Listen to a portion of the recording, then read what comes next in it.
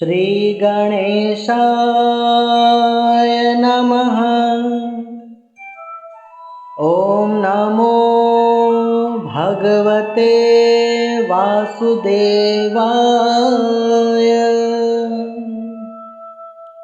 कार्तिक महात्म व्रत कथा 18वां अध्याय।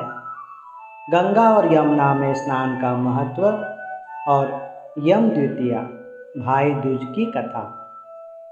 श्री नारद जी बोले, हे राजन, अब मैं तुम्हें कार्तिक मास के शुक्ल पक्ष की द्वितीया तिथि का पूजन विस्तार पूर्वक बता रहा हूँ, तुम ध्यान से सुनो।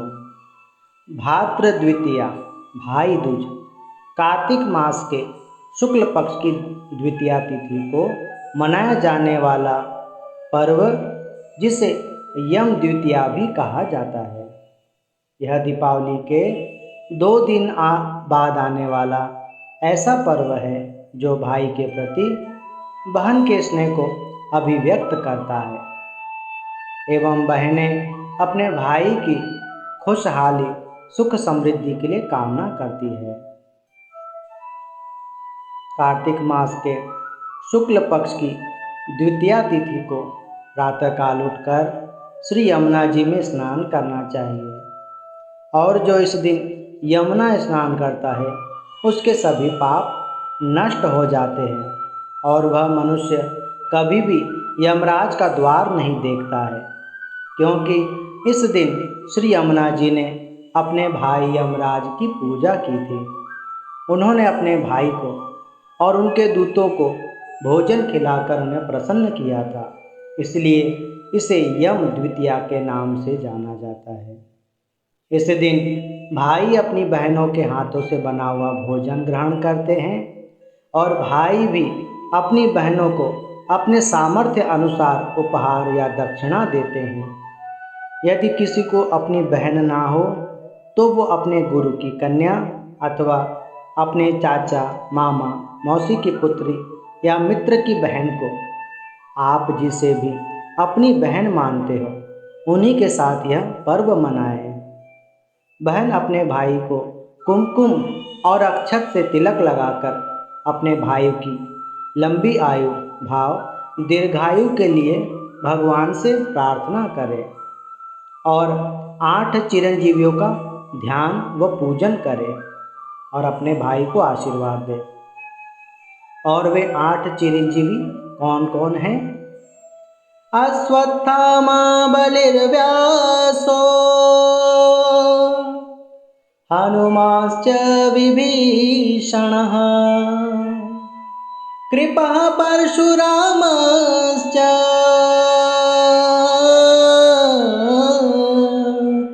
सप्त एते चिरजीविनः।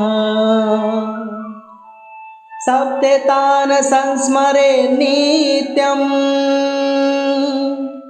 मार्कण्डे मथाष्टमम्। जीवेद्वर्षशतं सोऽपि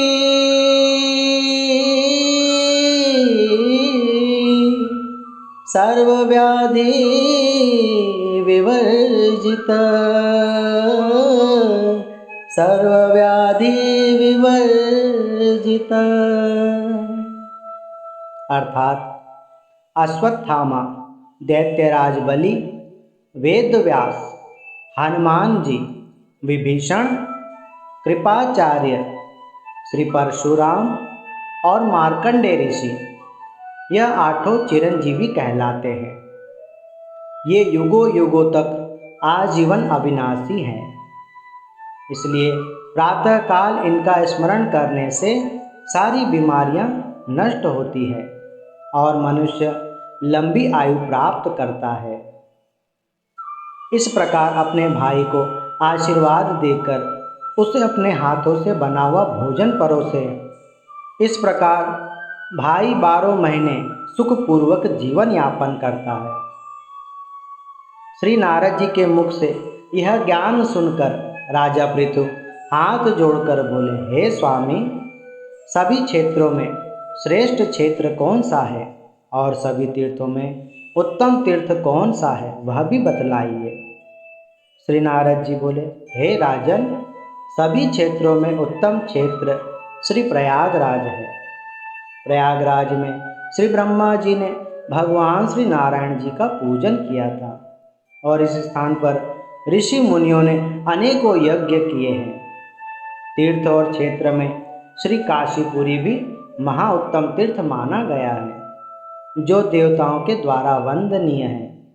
सभी पापों का नाश करने वाली और पुण्य देने वाली भगवान श्री विष्णु जी के चरण कमलों से उत्पन्न हुई श्री गंगा जी और सूर्य देवता की पुत्री श्री यमुना जी, यह दोनों तीर्थ महापवित्र है।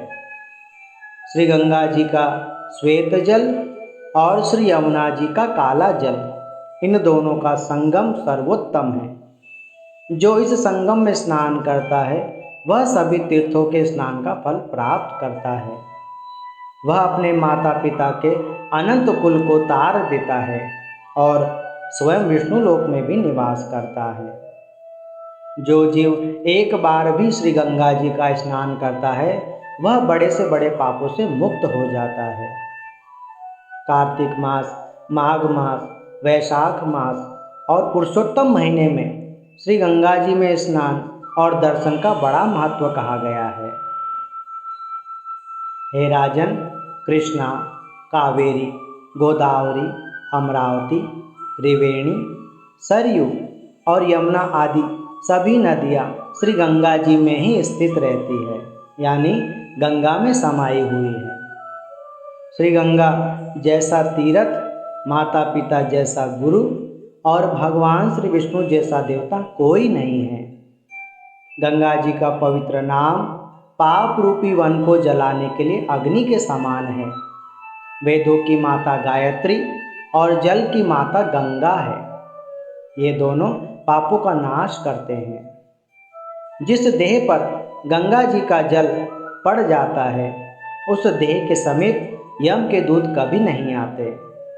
हे राजा पृथु, श्री गंगा जी का सेवन करने से राजा सगर के सभी पुत्र पापों से मुक्त होकर परम पद को प्राप्त हुए थे।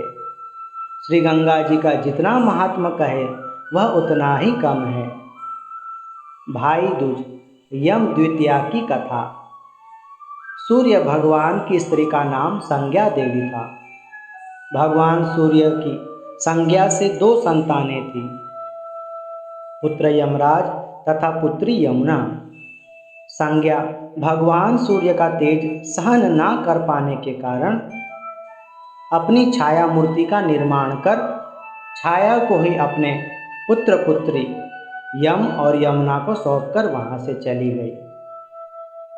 छाया को यम और यमुना से किसी प्रकार का लगाव नहीं था, किंतु यम और यमुना में बहुत प्रेम था और अत्यंत लगाव था।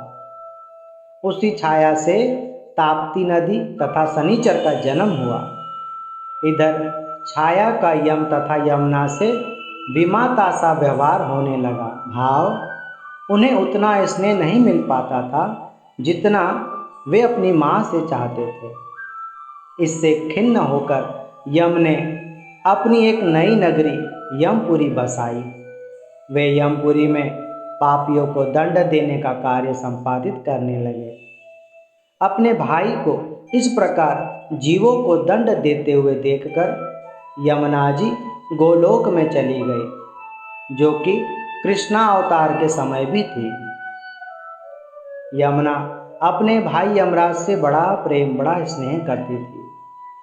वह उन्हें निरंतर बारंबार निवेदन करती थी कि वह उसके घर आकर भोजन ग्रहण करे, लेकिन यमराज अपने कार्य में व्यस्त रहने के कारण यमुना जी की बात को हमेशा टाल देते थे। और इस प्रकार बहुत काल बीत जाने पर एक दिन सहसा यम को अपनी बहन यमुना की याद सताने लगी और उन्होंने दूतों को भेजकर यमुना की खोज करवाई, परंतु वह कहीं नहीं मिली। फिर यमराज स्वयं ही गोलोक गए, जहाँ विश्राम घाट पर यमुना जी से भेंट हुई। भाई को देखते ही यमुना जी अत्यंत हर्षित होकर झूम उठी। यमुना की खुशी का ठिकाना नहीं रहा और उन्होंने बड़े प्रेम पूर्वक अपने भाई यमराज का स्वागत सत्कार किया तथा उन्हें भोजन करवाया और इससे प्रसन्न हो यम ने वर मांगने को कहा। तब यमुना ने कहा, हे भैया, मैं आपसे यह वरदान मांगना चाहती हूँ कि मेरे जल में स्नान करने वाले सभी नर नारी वे कभी आपकी यमपुरी में ना आए। प्रश्न बड़ा कठिन था। यम यदि ऐसा वरदान दे देते तो यमपुरी का अस्तित्व खतरे में पड़ जाता, फिर वहाँ कौन जाता। सभी रोज रोज यमुना जी में स्नान करके ही परम धाम को चले जाते। अपने भाई को असमंजस स्थिति में देखकर यमुना बोली, हे भैया, आप चिंता न करें, मुझे यह वरदान दीजिए कि जो लोग आज के दिन इस तिथि पर बहन के यहाँ भोजन करके जो मेरे जल में स्नान करेंगे वह कभी आपके यमलोक में नहीं जाएंगे।